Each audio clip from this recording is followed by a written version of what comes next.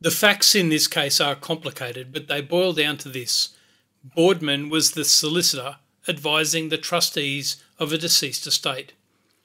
The estate included 8,000 of the 30,000 shares in a company called Lester and Harris, which dealt in textiles. The company was in trouble, but Boardman and one of the trustees thought they could see a way to reorganise the business, sell off non-performing assets, and reap a massive profit. For this, they would need a controlling interest in the company, and preferably a complete takeover.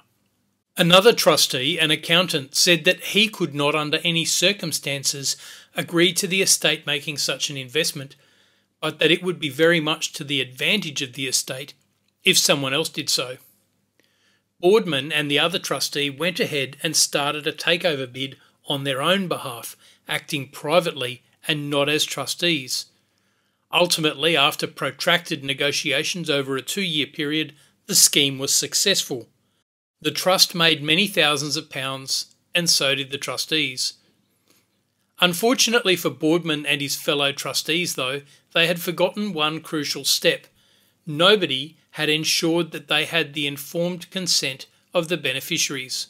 One of the beneficiaries, John Phipps, objected, saying that the entire profits belonged to the estate because they had been made with knowledge obtained as a result of the trustees' fiduciary position. The House of Lords, though divided, ultimately agreed. Lord Hodson said the appellants obtained knowledge by reason of their fiduciary position, and they cannot escape liability by saying that they were acting for themselves and not as agents of the trustees. Whether or not the trust or the beneficiaries in their stead could have taken advantage of the information is immaterial, as the authorities clearly show.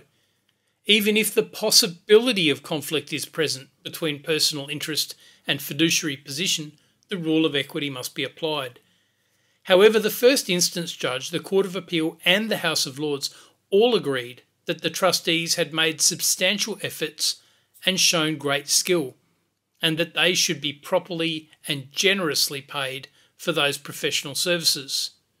From this case, however, we learn that the fiduciary duty of loyalty will be strictly applied. A fiduciary simply cannot make a profit arising from their trust without informed consent, even if all they obtain from their trust is knowledge.